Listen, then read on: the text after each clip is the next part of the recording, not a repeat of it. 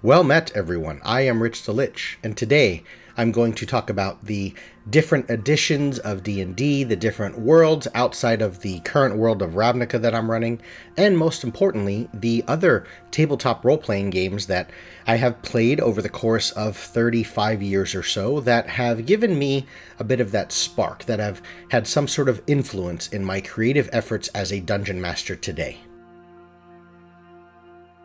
All of these games and worlds and systems additions have all contributed to my current version of D&D of 5th edition, running a Ravnica campaign for a bunch of players. So let's see what's what. If we're talking about D&D itself, of course, I can always go back to the grassroots of it, the beginnings for me, which began with the box set. So we're looking at maybe I think it was blue covers, there's also red covers, basic edition D&D, 1st edition stuff. Now, 1st edition as well as 2nd edition or Advanced Dungeons & Dragons, those two editions, I think there isn't anything that resonates with me or that I feel like greatly influenced the way that I run and the way that I play D&D today.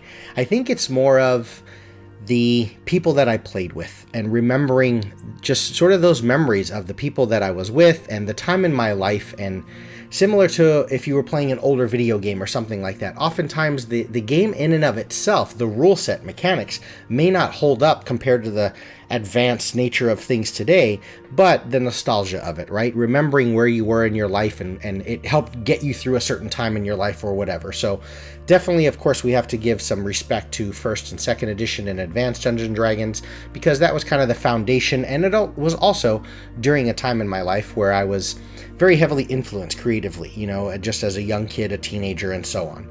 3rd edition and 3.5 were the two editions that I believe kind of stuck with me mechanically. They were the first time that I remember really looking into, and I believe play a great role into how I run today, where I sort of separated the storytelling narrative element of D&D, and when we got into combat and the nitty-gritty and nuts and bolts of that, the mechanics of 3rd edition and 3.5 were very conducive to having some spatial awareness. So that was the first time that I really started investing into the ideas and looking at terrain and having sort of that separate space where, as I said, there was the narrative, the old school Dungeons & Dragons roleplay element, but when we got into combat, it kind of got a little board gamey. Currently in 5th edition D&D, when we get into combat, I run miniatures and I have battle spaces and terrain and battle mats, and there's chits and various things that we'll draw on and so on and so forth.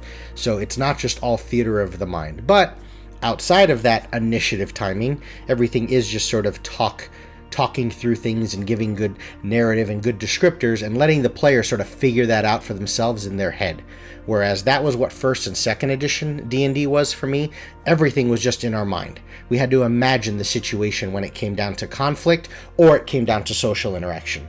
Where 3rd edition and 3.5 was the first time that I kind of started to have a little bit of separation of those two pillars of Dungeons & Dragons, if you will.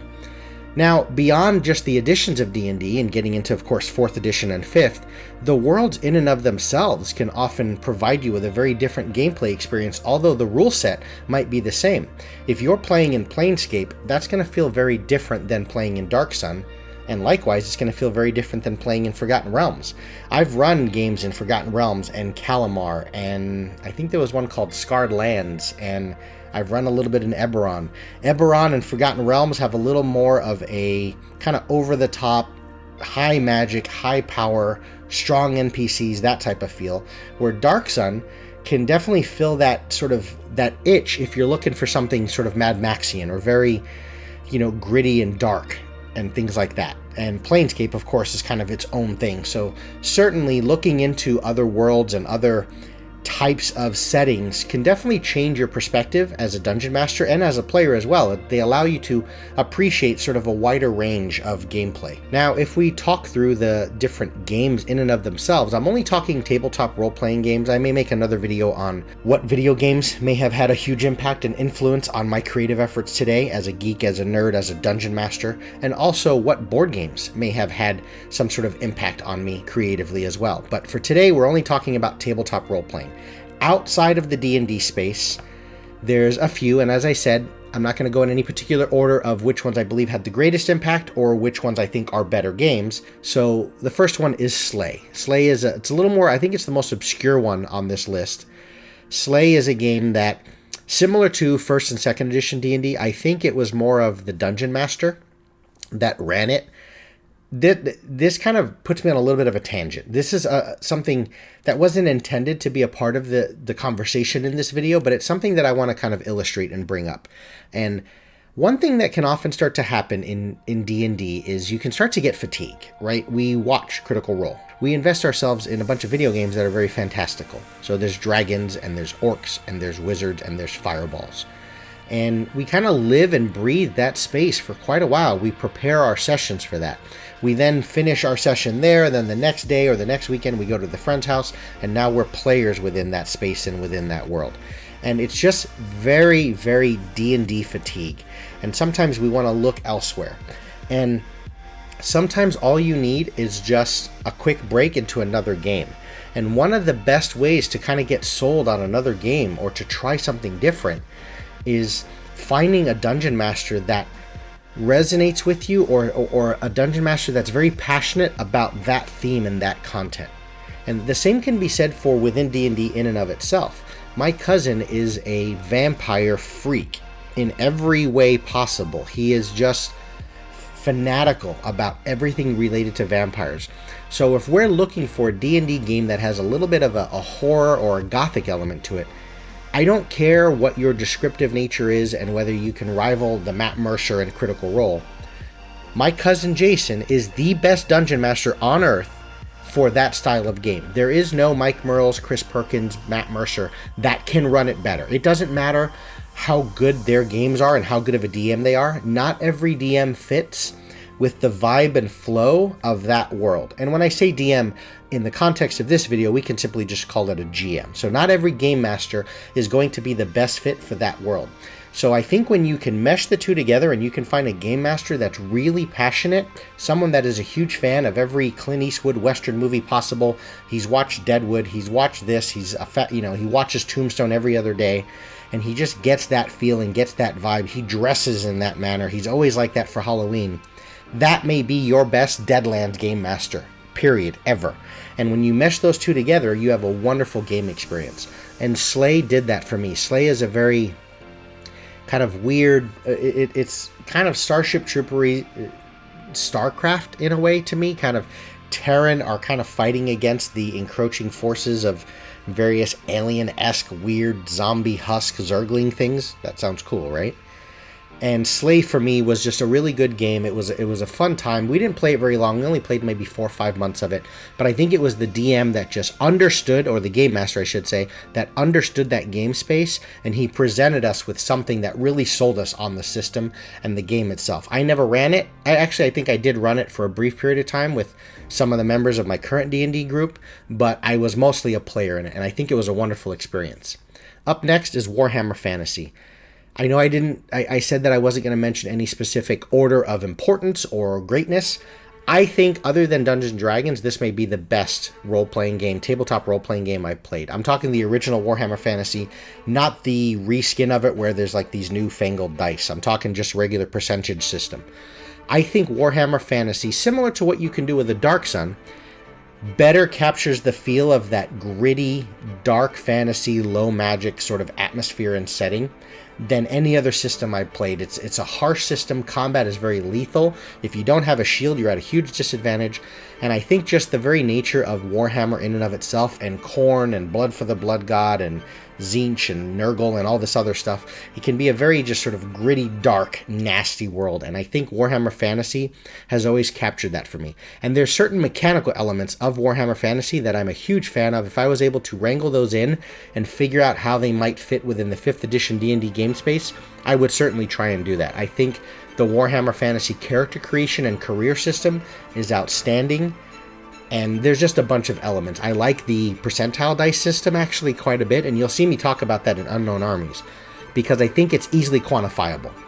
A player immediately knows when I've got a 62% in weapon skill or ballistic skill, I kind of know very quickly I'm going to hit about 62% of the time. It's something that I can kind of wrangle in the benefits, and when I'm leveling up, how much is this going to help me? When it's something that increases to 5%, it's helping you 5%. So I think there's just certain mechanical elements that are really strong there. Up next is Vampire, which is what I began with. I don't know which book. There's so many different versions and iterations. But I remember playing with one where it was either a green book with a rose on it or a red book. But I think more importantly, my more recent foray into this sort of space of gaming was the World of Darkness setting. I think what this did for me is this really showed me how important atmosphere can be. And notice, kind of as I said in the beginning of the video, a lot of these things the point of this video is to show how these things have shaped how I think through both my preparation and how I run as a DM now. But for you, if you're just a player and you're never a DM, these may be just some things that can help as you start to explore other games and other ideas out there other than D&D. Or perhaps just get outside of the current edition of D&D and maybe play in a different world or a different version.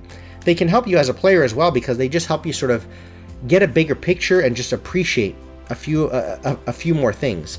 I think World of Darkness and Vampire really sold me on that gothic feel, and they gave me a good appreciation for how to present atmosphere and ambiance and how to create sort of a situation that seems sort of slow and melancholy, and you can play certain music in the background and really sell them on a little bit of that weird, creepy horror element. And Vampire and World of Darkness in and of itself, when you're dealing with that sort of theme and vibe, is really good at driving home that point. Up next is Unknown Armies. Unknown Armies is another one that can be somewhat obscure. Their magic system and the system of how certain players manifest or characters manifest their powers is very, very interesting. It's very occult, sort of supernatural, modern time, but sort of the weird things, right? Like, somewhere in the ruins of Peru in Machu Picchu, there is a door. And behind that door is another world that leads to crazy, weird wizardry, right? Or there was a nuclear detonation somewhere in the desert of Nevada, and that put a hole in fabric, time, and space. And from that came forth some alien species and some different levels of technology and power. You know what I mean? Or just, there's a weird kind of modern feel to it, and I've both played in Unknown Armies and I've run on Unknown Armies, and I think the strength of that is I've seen players do this with World of Darkness as well. I've used the current space, the current city that we actually live in, so I can refer to different landmarks, and people immediately kind of know and are able to identify the map of the world because we're using something that myself and all the players live and breathe in. Hey, remember when you went to that mall the other day? Okay, within that mall there's supposed to be this weird gorilla guy up on the second level, and so on and so forth. So it just gave a really strong element of mystery and intrigue, and I think that's something that if I can bring that into my D&D space, it really brings a lot of interest to the table. Up next is Godlike. Godlike is it's basically superheroes in World War II, maybe a little bit of an alternate history of that. Godlike had some mechanical aspects that I think were really solid as well. I love everything with that one roll engine. Kind of, you roll the dice and they immediately tell you whether you hit, how hard you hit, where you hit, so on and so forth. And when you can capture all of that into sort of concise rolls, because as a dungeon master of 10 players, I like to try and get as much information as quickly as possible without too many fiddly bits and rolls and circumstance modifiers and all this other stuff. So the Godlike mechanical system was really outstanding, and it's something I try and figure out the brevity and the conciseness of that system. How can I translate that into 5th edition D&D today? But also just the setting in and of itself of playing these superheroes in this very war, chaotic, combat fused environment. It did a really good job of kind of informing me of some different things I like to take with me to the table today. Next is Gurps. Gurps, kind of generic universal role-playing system. I think this is one similar to Slay where the DM involved was just really passionate about whatever system he wanted to run. So here, obviously, we're not talking about the strength of the system because it's very generic. It was more of using the dice rolling and mechanics of Gurps to drive home a certain setting and a certain story. And one setting that the DM always was really good at was kind of that very, if I was to refer it to some movies, Super 8 or District 9, similar to Unknown Armies, which is just this weird alien-esque kind of Starship Troopers, StarCraft environment, Dresden Files maybe a little bit, so a little bit of investigative work, but there's some weirdness going on and creating a lot of interest and mystery and intrigue, but also having the setting. And this is something important to take with you into D&D as a player or a dungeon master. Have the setting take center stage. Don't have the rules and the fiddly bits and the mechanics. And it allowed us as players to really interact and negotiate and just talk through the world without being bogged down by, well, the rules say you can't do this. So I think that's one thing that Gurps was really good at, is the rules was sort of secondary because it's so much of a blanket that fits across all settings that it became the world and the setting that was the main selling point versus the mechanics and the fiddly bits. That's what I think was maybe one of the biggest complaints I had with 4th edition, is it never felt, and I know that's up to the DM. Yes, certainly the DM and the group can transcend this or go beyond that, but I feel like 4th edition was so heavily emphasized and focused on the rule set and what the mechanics of the game can say, and it's so much in contrast to something like Gurps and that feel of that alien-esque world and environment where the rules don't matter so much. If you come up with cool stuff and cool story, let's just focus on the vibe and the feel we're going for, and I'll figure out some dice mechanic that will allow that, interaction or that ability to work. And then the last one is Twilight 2000. I think this one was just so far back for me. Original Twilight 2000, I played it so early that I was very heavily influenced by everything anyway. I was a young kid, teenager, just going into high school or whatever. So I was very heavily, motivated and inspired, and I had the freedom and just the free time in life to play as much as I wanted. So I think this one has a certain element of who I played it with and the lifelong friendships I've made with those people and people that I consider my brother, today were sitting at that table with me in Twilight 2000. But also I think I just like that element of the, similar to the brevity and the conciseness of the one roll engine, of how it encapsulates everything all into one roll. Twilight 2000 really brought everything down to the nuts and bolts of it all. It's war, it's combat, and I think that sort of intensity and the pacing of what combat in 5th edition D&D should be. The almost the element of it's very lethal. There's almost a timer element. You can't just fiddle around for 2-3 minutes on your turn. Like, what do you want to do? The demon is attacking. The pit fiend is here. Go now. That very instant sensation of it's happening right here. And I think a game based on war obviously drives home that point because the consequences are so severe and so dire. So that's kind of my list of just sort of rambling through just some different things that have shaped me and influenced me greatly as not just a tabletop role player, but as a geek, as a nerd, as a dungeon master, and also as a player. So maybe look into some of these if you haven't played them. If you're getting a little bit of that D&D fatigue, if you're just looking for something else, or maybe your DM needs a break in a few months and you want to offer up maybe a new game you can try, or perhaps, as I said in the beginning, maybe just play through a different edition of D&D, or maybe even 5th edition, but play in a different world. The setting can change it. As I said, Dark Sun feels nothing like Planescape, which feels nothing like Forgotten Realms. So hopefully something here in the rambling kind of sparked you, inspired you, and if nothing else, entertained you. That's all I have for you folks. Thanks everyone for watching, and take care.